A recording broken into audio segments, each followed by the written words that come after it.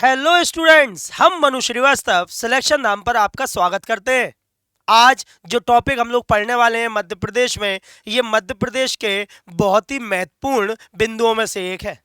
यहाँ पर आप ध्यान रखेंगे क्योंकि मध्य प्रदेश हमारे देश का वन प्रदेश है, टाइगर प्रदेश है, ठीक है, वुल्फ स्टेट है, वल्चर स्टेट है। और उसका कारण है क्योंकि मध्य प्रदेश ने प्राकृतिक संपदा में अपने आप को अभी तक संभाल के रखा है। जी हाँ, अगर आप देखें मध्य प्रदेश, कई लोग कहते हैं कि मध्य प्रदेश में इतनी इंडस्ट्रीज नहीं है, इतना बहुत ज़्यादा रोजगार के साधन नहीं है, नहीं, लेकिन ये बात जो कहते हैं उन्हें ये भी सोचना चाहिए कि मध्य प्रदेश ही है जो पर्यावरण के मामले में हर पूरे भारत में हर राज्य से आगे है। और इसी वजह से मध्य प्रदेश में राष्ट्रीय उद्यानों का विकास सर्वाधिक है। मध्य प्रदेश में पूरे भारत में सर्वाधिक राष्ट्रीय उद्यान है और सबसे ज्यादा प्रोजेक्ट टाइगर के राष्ट्रीय उद्यान भी है, जो प्रोजेक्ट टाइगर को सफलतापूर्वक रन कर रहे हैं। मध्य प्रदेश में ही सबसे ज्यादा टाइगर है, मध्य प्रदेश में ही सबसे ज्यादा भेड़िए हैं, मध्य प्रदेश में ही सबसे ज्यादा गिद्ध है और मध्य प्रदेश में ही सबसे ज्यादा वन भी है। तो आज हम जो टॉपिक स्टार्ट कर रहे हैं वो है मध्य प्रदेश के राष्ट्रीय उद्यान। लेकिन राष्ट्रीय उद्यान क्या होते हैं, राष्ट्रीय उद्यानों की शुरुआत कैसे हुई, राष्ट्रीय उद्यान या वन नीति कहां से निकली, इनके बारे में जाने बिना हम राष्ट्रीय उद्यान नहीं पढ़ सकते। और क्योंकि सिलेक्शन नाम आपको जब भी कोई भी वीडियो या नोट्स देगा तो 100% है कि वो पूरे के पूरे कवर अप करके ही आपको नोट्स देगा, अर्थात उसमें कोई भी ऐसा टॉपिक नहीं छूटा होगा जिससे क्वेश्चन आए और आप कर ना पाए।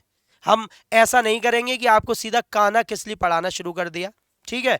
पहले हम आपको बताएंगे कि राष्ट्रीय उद्यान होते क्या हैं, राष्ट्रीय उद्यान से जुड़ी हुई संस्थाएं क्या हैं, मध्य प्रदेश ने किस किस तरीके से यहाँ कदम बढ़ाए, मध्य प्रदेश में जैव विविध क्षेत्र कौन से हैं, मध्य प्रदेश में सेंचुरीज कौन कौन सी हैं, ये सारी बातें आपको आज के वीडियोज में पता चलेंगी।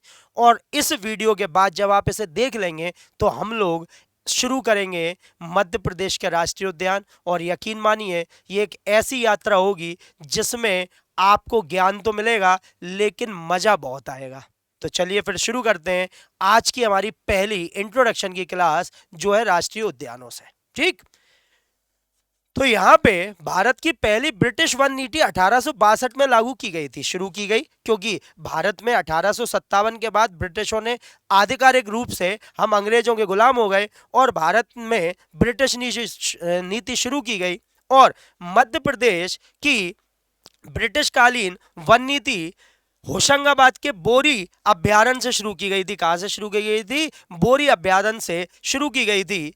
आजादी के बाद भारत की पहली वन नीति 1952 में लागू हुई। तो यहां पे आप ध्यान रखेंगे कि ये सब के सब बड़े एग्जाम के बड़े क्वेश्चन हैं जो आपको राष्ट्रीय उद्यान के पहले पढ़ने ही चाहिए। अगर आप राष्ट्रीय उद्यान पढ़ते हैं तो आप सीधा कान्हा किसली, पन्ना, है ना, बांधवगढ़ चले जाते हैं, नहीं, क्वेश्चन वहां से आएंगे वो बात अलग है, लेकिन जो इंट्रोडक्शन है, जो इसका हिस्ट्री है, उससे क्वेश्चन जो आते हैं वही सबसे ज्यादा इंपॉर्टेंट होते हैं और ऐसे एग्जाम में आते हैं जो एग्जाम पास करके आप अपने सपनों की जॉब पा सकते हैं। तो यहां पे हम ध्यान रखेंगे कि पहली ब्रिटिश वन नीति कब लागू हुई? 1862 में, और नीति होशंगाबाद के बोरी वन्यजीव अभ्यारण्य में शुरू की गई थी। तो यहाँ पे आप देख सकते हैं ये हमारा नर्मदापुरम जो उस समय होशंगाबाद हुआ करता था, ये बोरी सेंचुरी, यहीं से ब्रिटिश वन नीति लागू की गई थी मध्य प्रदेश में। आजादी के बाद भारत की पहली वन नीति कब? 1952 में शुरू की गई थी। मध्य प्रदेश की वन नीति 4 अप्रैल 2005 में लागू की गई। तो यहां हम ध्यान रखेंगे कि 1952 में जो भारत की वन नीति है वही एक्सेप्ट की हुई थी, वही एडॉप्ट कर ली थी मध्य प्रदेश ने, लेकिन मध्य प्रदेश ने अपनी खुद की वन नीति 4 अप्रैल 2005 में बनाई और उसे लागू कर दिया। भारत में राष्ट्रीय उद्यानों की स्थापना 1952 से शुरू की गई थी। देखिए कितनी इंपॉर्टेंट बात है कि भारत में राष्ट्रीय उद्यान कब से बनने स्टार्ट हुए? 1952 से स्टार्ट हुए। ठीक है। 1972 में वन्य जीवों के संरक्षण के लिए वन्य जीव संरक्षण अधिनियम पारित किया गया। इसी के अंतर्गत प्रोजेक्ट टाइगर और शिकार पर प्रतिबंध लगा दिया गया।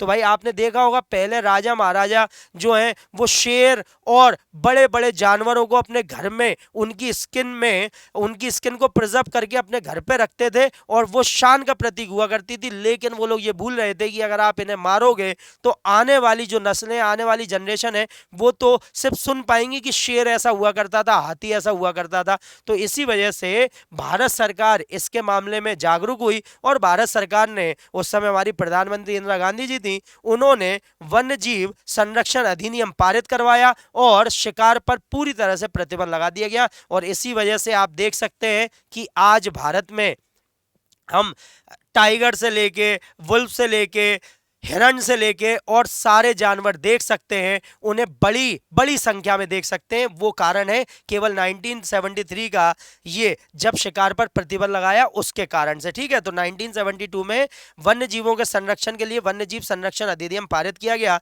इसी के अंतर्गत प्रोजेक्ट टाइगर और शिकार पर प्रतिबंध लगा दिया गया। ठीक, मध्य प्रदेश में इसी अधिनियम के अंतर्गत कान्हा किसली राष्ट्रीय उद्यान में प्रोजेक्ट टाइगर में कान्हा किसली को शामिल किया गया। और कान्हा किसली जो हम सबसे पहले पढ़ेंगे, मध्य प्रदेश का सबसे बड़ा राष्ट्रीय उद्यान, वही मध्य प्रदेश में सबसे पहला ऐसा राष्ट्रीय उद्यान था जो प्रोजेक्ट टाइगर में शामिल किया गया था। ठीक है, तो कान्हा किसली मध्य प्रदेश में 1974 में दुर्लभ वन्यजीव प्रजाति के संरक्षण के लिए वन्यजीव संरक्षण अधिनियम पारित कर दिया गया। और ठीक, तो यहाँ पे अपन ध्यान रखेंगे कि मध्य प्रदेश में पूरी तरह से शिकार पर प्रतिबंध लगा दिया गया। एक्चुअली मध्य प्रदेश में शिकार पर प्रतिबंध लगाया गया था 1971 में, लेकिन जब पूरे इंडिया में 1973 में वन्यजीव संरक्षण अधिनियम लागू किया गया तब मध्य प्रदेश भी उसी में शामिल हो गया, क्योंकि पूरे भारत में लागू किया गया था। और इसी वजह से 1973 में मध्य प्रदेश भी इसमें शामिल हुआ, लेकिन मध्य प्रदेश ने शिकार पर प्रतिबंध 1971 में ही लगा दिया था। ठीक, तो यहाँ पे हम ध्यान रखेंगे। अब यहाँ पे बात आती है IUCN, क्योंकि हम राष्ट्रीय उद्यानों की बात कर रहे हैं, संरक्षण की बात कर रहे हैं जीवों के, तो IUCN राष्ट्रीय उद्यानों को संरक्षण देती है। तो एक ऐसी विश्वव्यापी एक इंटरनेशनल ऑर्गेनाइजेशन है जो राष्ट्रीय उद्यान जीवों के संरक्षण पर सबसे ज्यादा जोर देती है। ठीक है, तो देखें जरा अपन, तो यहां पर हम ध्यान रखेंगे कि IUCN मतलब international union for conservation of nature. ध्यान रखेंगे IUCN, ऐसे ही ये स्टैटिक जीके में ये क्वेश्चन बहुत ज्यादा पूछे जाते हैं, तो आप ध्यान रखें कि international union for conservation of nature, इसकी स्थापना 1948 में की गई है ना, फ्रांस में। इसका हेडक्वार्टर्स वर्तमान में स्विट्जरलैंड में है और ये रेड डेटा बुक की वजह से काफी ज्यादा प्रसिद्ध है। ये एक बुक निकालती है रेड डेटा बुक, उसकी वजह से ही ये सबसे ज्यादा प्रसिद्ध है और इससे ज्यादा क्वेश्चन भी इसी बुक की वजह से ही पूछे जाते हैं। वर्तमान में इसकी महानिदेशक ग्रेथेल एग्विलर है। ठीक है, और ये काफी प्रसिद्ध है क्योंकि ये अपने विचारों से, अपने रेवोल्यूशनरी थॉट की वजह से चर्चा में बहुत रहती हैं। ठीक, तो यहाँ पे हम ध्यान रखेंगे। अब बात आती है रेड डेटा बुक की, तो इस किताब में किसी भी क्षेत्र, देश या प्रदेश की वनस्पति, जीव और प्राणियों की पूरी जानकारी होती है। तो देखा, आपसे पूछा जाएगा बताइए रेड डेटा बुक किससे संबंधित है, तो भाई ये प्रकृति से संबंधित है, ये जानवरों से संबंधित है, ये हर फ्लोरा और फोना से संबंधित है और पूरे विश्व में हर जगह की एक अलग से रेड डेटा बुक जारी की जाती है, जिसमें यह बताया जाता है कि कौन से फ्लोरा या फोना खतरे में, कौन से सही स्थिति में और किसके लिए हमें कदम उठाने चाहिए। तो ये आप ध्यान रखेंगे।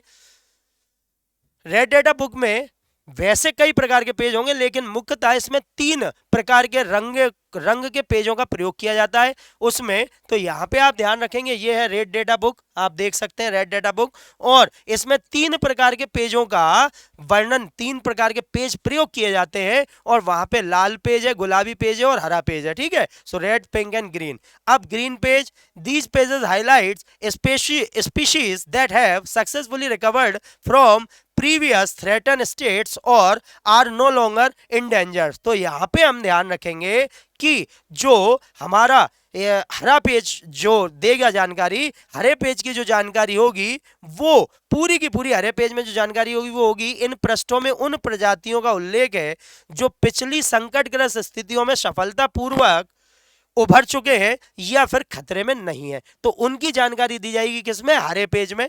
उसके बाद फिर गुलाबी page, This page is for species classified as critically endangered, which is the most immediate and serious threat to their survival. यह पृष्ठ गंभीर रूप से संकटग्रस्त रूप में वर्गीकृत प्रजातियों के लिए है जो उनके अस्तित्व के लिए सबसे तात्कालिक और गंभीर खतरा है, तो यहां हम ध्यान रखेंगे। और फिर आता है हमारा लाल पेज। इन पृष्ठों में उन प्रजातियों की सूची दी गई है जो विलुप्त होने के खतरे में है, अर्थात एक्सटेंशन है, मतलब ये अगर इनके बारे में कुछ नहीं किया गया तुरंत इमीडिएट तो ये विलुप्त हो जाएंगी, खत्म हो जाएंगी। तो यहाँ पे हम ध्यान रखेंगे ये 3 पेज जो है आपको ध्यान रखना है। आपसे बड़े स्तर पर ये क्वेश्चन पूछे जाते हैं और अच्छे एग्जाम में, बड़े एग्जाम में ये वही क्वेश्चन है जो आपको या तो सिलेक्ट करवाएंगे या फिर आप भीड़ का हिस्सा बन के रह जाएंगे। तो आप ध्यान रखना, सिलेक्शन नाम जो भी आपको डेटा देगा, जो भी मटेरियल देगा, जो भी कंटेंट देगा, वो इतना पोटेंशियल से भरा हुआ होगा जो आपको 100% सिलेक्शन दिलवा ही देगा। तो यहां हम ध्यान रखें। आईयूसीएन की रेड डेटा बुक में दूसरे भाग में राष्ट्रीय उद्यानों का वर्णन है। बताइए कौन बताएगा आपको ये? आपको कितनों को ये पता था कि आईयूसीएन की रेड डेटा बुक के कौन से भाग में किनका राष्ट्रीय उद्यानों का वर्णन है? तो ठीक है, तो यहाँ पे दूसरे भाग में और चौथे भाग में वन्य जीव अभ्यारण्य का वर्णन है। किसका वर्णन है? वन्य जीव अभ्यारण्य की राष्ट्रीय उद्यान क्या होंगे, उनकी क्या क्या कंडीशन रहेंगी, क्या उनकी कैटेगरीज हो सकती है। और यही अभ्यारण्य जो हमारे पूरे के पूरे जो अभ्यारण्य है, यहां पे हम ध्यान रखेंगे कि वाइल्ड लाइफ सेंचुरीज जो हैं उनमें क्या क्या कंडीशंस होती हैं, wild life sanctuary national park से कैसे अलग होती हैं। ये सारी कंडीशन हमें कहां से मिल जाती हैं? ये हमें मिल जाती हैं आईयूसीएन की बुक से। ठीक है, Madhya Pradesh was the first state to ban hunting in 1971, जो हमने आपको बताया था कि भाई 1971 में इसने प्रतिबंध लगा दिया था, लेकिन 73 से जब वन्य जीव अधिनियम लागू किया गया तो फिर मध्य प्रदेश भी देश का ही भाग है, तो उसमें पूरे भारत में ही जब शिकार पे प्रतिबंध लगाएगा तो मध्य प्रदेश में उसमें शामिल हुआ। लेकिन मध्य प्रदेश ने पर्यावरण के प्रति अपनी जागरूकता 2 साल पहले ही दिखा दी थी और शिकार पर पूर्णतः प्रतिबंध लगा दिया था। ठीक है, 1973 से प्रोजेक्ट टाइगर की शुरुआत जिम कॉर्बेट नेशनल पार्क से हुई। ठीक, और उस समय भारत की प्रधानमंत्री श्रीमती इंदिरा गांधी थी। तो आप ध्यान रखेंगे श्रीमती इंदिरा गांधी भारत की आयरन लेडी जो थी, उन्होंने ही ये कदम उठाया और पूरे डेडिकेशन के साथ इस प्रोजेक्ट को लागू करवा दिया। ठीक है, कान्हा किस लिए 1974 में प्रोजेक्ट टाइगर में शामिल हो गया? तो हमारा राष्ट्रीय उद्यान, हमारे मध्य प्रदेश की शान कान्हा राष्ट्रीय उद्यान 1974 में प्रोजेक्ट टाइगर में शामिल हुआ और ये प्रोजेक्ट टाइगर में शामिल होने वाला पहला राष्ट्रीय उद्यान था मध्य प्रदेश का। ठीक, the founder of project tiger in India mister Kailash Sankhala, जो प्रोजेक्ट टाइगर के जनक हैं वो कैलाश शांखला जी हैं। कैलाश शांखला राजस्थान के निवासी हैं, ध्यान रखना, आप उसे लिख लीजिएगा कि कहाँ के निवासी हैं, राजस्थान के निवासी हैं, जोधपुर के। और ये दिल्ली जूलॉजिकल पार्क के डायरेक्टर हुआ करते थे और इन्होंने ही टाइगर को प्रोटेक्ट करने के लिए, उन्हें सेव करने के लिए कई कदम उठाए और इन्हीं की प्रेरणा से प्रोजेक्ट टाइगर भारत में शुरू किया गया। तो आप ध्यान रखेंगे कि कैलाश शांखला जी जो हैं, जो राजस्थान के निवासी हैं, उनके द्वारा ही प्रोजेक्ट टाइगर की इंस्पिरेशन दी गई और प्रोजेक्ट टाइगर शुरू करवाया गया। तो ये ध्यान रखेंगे। 29 जुलाई को हमारे यहाँ बाघ दिवस, टाइगर दिवस मनाया जाता है। कब मनाया जाता है?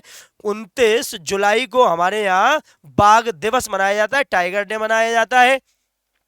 Madhya Pradesh has the highest number of tigers at 785।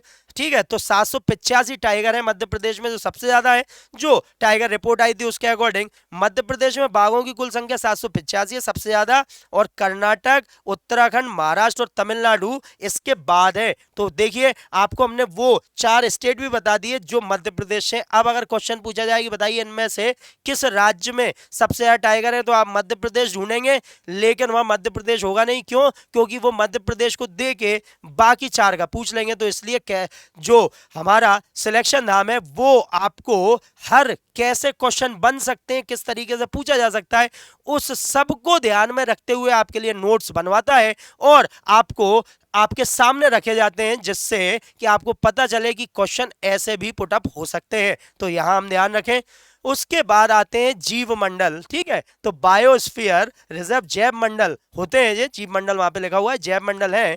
तो जैव आरक्षित क्षेत्र, जैव आरक्षित क्षेत्र वह क्षेत्र है जैसे सरकार के द्वारा जैव विविधता के लिए आरक्षित किया जाता है, ठीक है।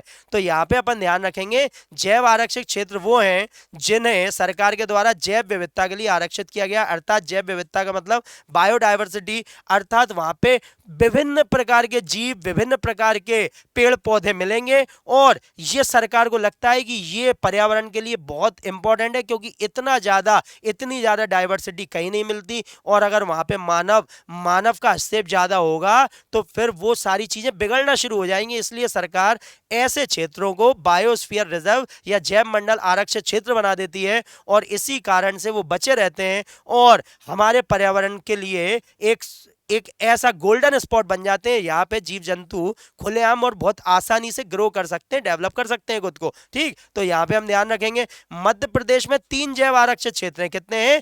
3 जैव आरक्षित क्षेत्र हैं, ठीक। तो ध्यान रखेंगे, आप इसे जैव मंडल रिजर्व कर लीजिए, ठीक है। तो ये आप ध्यान रखें।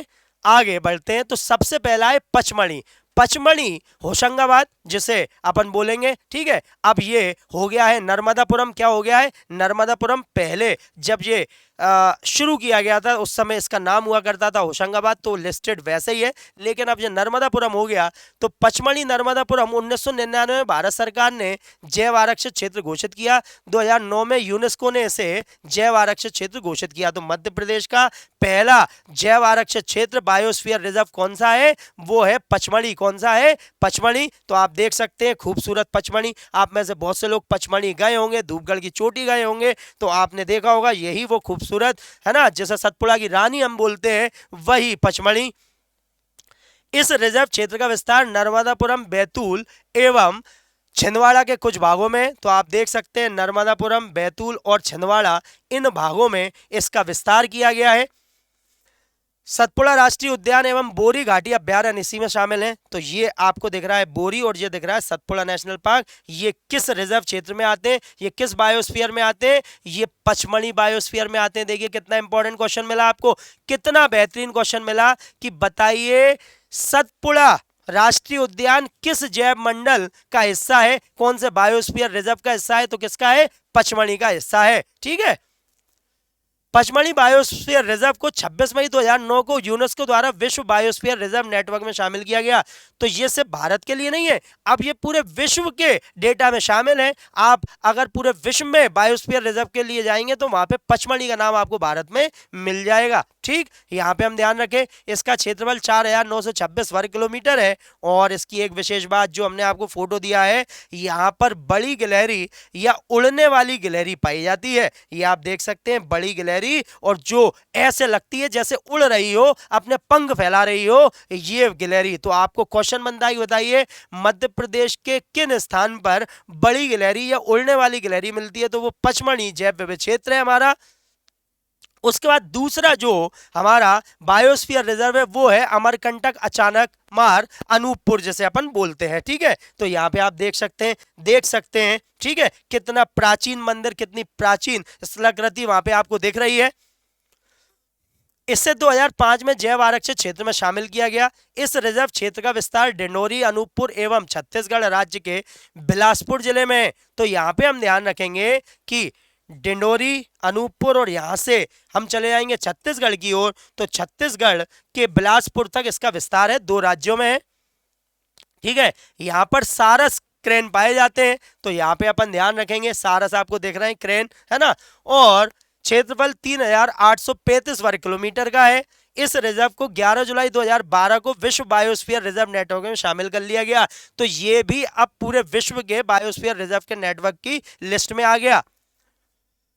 नेक्स्ट है पन्ना। इसे वर्ष 2011 में बायोस्फीयर रिजर्व क्षेत्र में शामिल किया गया। विस्तार पन्ना एवं छतरपुर जिले का कुछ भाग। तो आप यहाँ पे देख सकते हैं कि यहाँ पे पन्ना और छतरपुर जो जिला है इसमें इसका विस्तार है, ठीक है। केन नदी इसके बीचों बीच से गुजरती है। तो भाई केन नदी जो है ये पन्ना बायोस्फीयर रिजर्व की मुख्य नदी है, उसके बीचों बीच से गुजरती है। और इसके अंतर्गत गंगेऊ अभ्यारण्य, केन अभ्यारण्य व पन्ना राष्ट्रीय उद्यान शामिल हैं। तो पन्ना राष्ट्रीय उद्यान, गंगेऊ अभ्यारण्य और केन अभ्यारण्य इसी इसी जैव विविध क्षेत्र में आते हैं, इसी बायोस्फीयर रिजर्व में आते हैं, तो आप ध्यान रखें इसे।